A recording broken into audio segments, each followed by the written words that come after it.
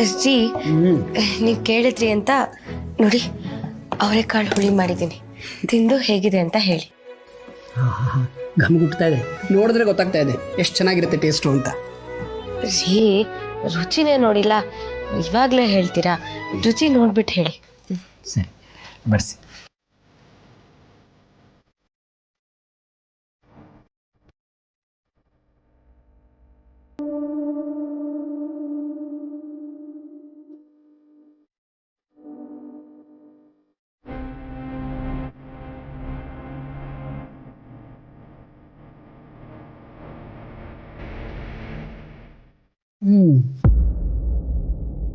ತುಂಬ ಚೆನ್ನಾಗಿದೆ ಚಿನ್ಮರಿ, ನಿಮ್ಮ ಅಡುಗೆ ಕೈ ರುಚಿ ಅದ್ಭುತ, ಅಮೋಘ. ಸಾಕು ಸಾಕು, ನನ್ನನ್ನು ಹೊಗಳಕ್ಕೆ ಕಾಯ್ತಿರ್ತೀರಾ ಅಲ್ವಾ ನೀವು?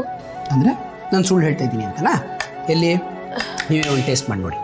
ಅಯ್ಯೋ ನಂಗೆ ಈಗ ಬೇಡ, ನೀವು ಊಟ ಮಾಡಿ, ನಾನು ಆಮೇಲೆ ಮಾಡ್ತೀನಿ. ಚಿನ್ಮರಿ, ನಿಮ್ಮನ್ನು ಬಿಟ್ಟು ನಾನು ಹೇಗೆ ಊಟ ಮಾಡಲಿ? ಅದೆಲ್ಲ ನಂಗೆ ಗೊತ್ತಿಲ್ಲ, ನನ್ನ ಜೊತೆ ನೀವು ಊಟ ಮಾಡಬೇಕು. ಚೆನ್ನಾಗಿದೆ ಅಲ್ವಾ?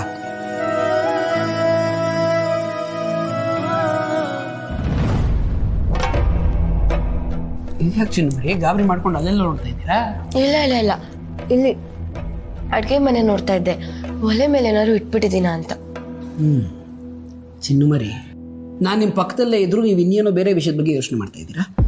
ಅದೆಲ್ಲ ಮಾಡೋ ಹಾಗೆ ಇಲ್ಲ. ಎಲ್ಲಿ ಬಡಿಸ್ಕೊಳ್ಳಿ.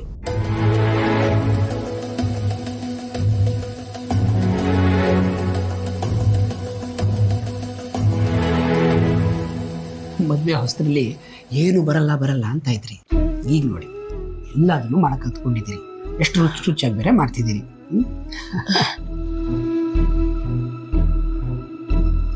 ನೀವು ದಿನ ಬ್ರೆಡ್ಡು ಜಾಮು ತಿಂತಿದ್ದಾಗ ನಂಗೆ ಬೇಜಾರಾಗ್ತಿತ್ತು, ಅದಕ್ಕೆ ನಿಮಗೋಸ್ಕರ ಎಲ್ಲ ಕಲಿತು ಮಾಡ್ತಿರೋದು. ಇಷ್ಟು ಕಷ್ಟಪಟ್ಟು ದುಡಿತೀರಾ, ಹೆಂಡತಿ ಆದವಳು ಇಷ್ಟು ಮಾಡ್ತಾ ಇರೋಕ್ಕಾಗತ್ತಾ ಹೇಳಿ? ನಿಮ್ಮ ಖುಷಿನೇ ನನ್ನ ಖುಷಿ.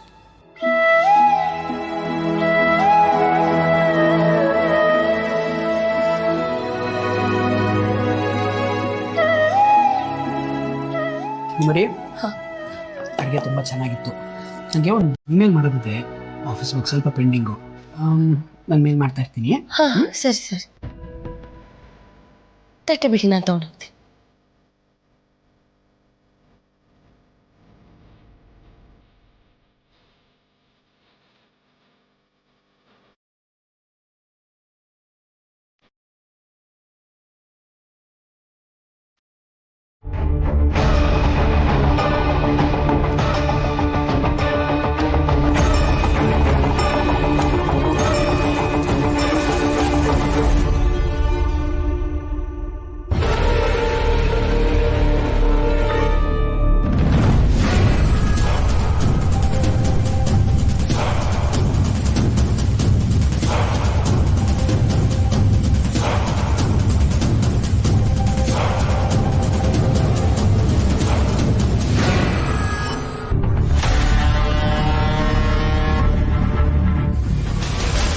ಶಶಿ, ನೀವ್ಯಾಕೆ ಬರಕ್ ಹೋದ್ರಿ?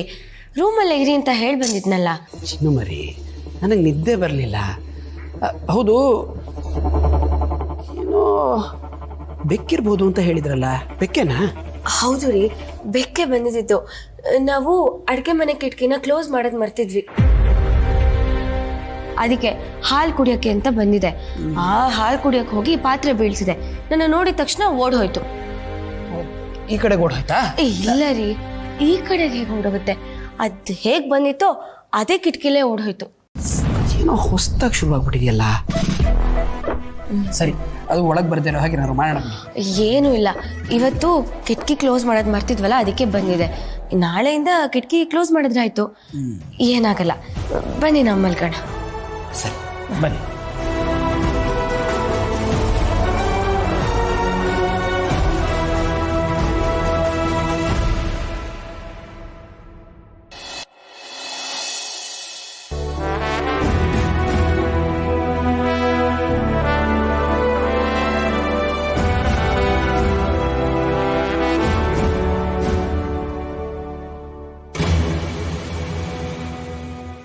ಅಯ್ಯೋ ದೇವ್ರೆ, ಯಾಕೆ ಟೆನ್ಷನ್ ಕೊಡ್ತಿದ್ಯಾ? ಅವನಿಗೆ ಹೇಳ್ದೆ ಹೋಗ್ಬಿಡು ಅಂತ. ನನ್ನ ಮಾತು ಕೇಳಲೇ ಇಲ್ಲ. ಅವನಿರೋದು ಏನಾದರೂ ಗೊತ್ತಾದ್ರೆ ಏನಾಗುತ್ತೋ ಅಂತ ನೆನ್ಸ್ಕೊಂಡ್ರೆ ಭಯ ಆಗ್ತಿದೆ.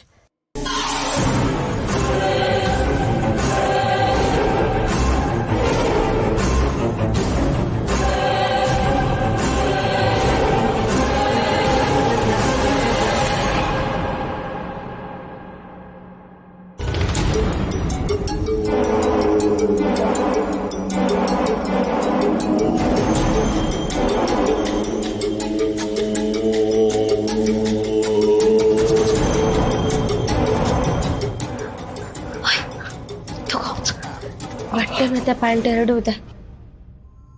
ಥ್ಯಾಂಕ್ ಯು ಜಾನು. ನಿನ್ನ ಪರಿಸ್ಥಿತಿ ನನ್ನ ಕೈಲಿ ನೋಡೋಕ್ಕೆ ಆಗ್ತಿಲ್ಲ.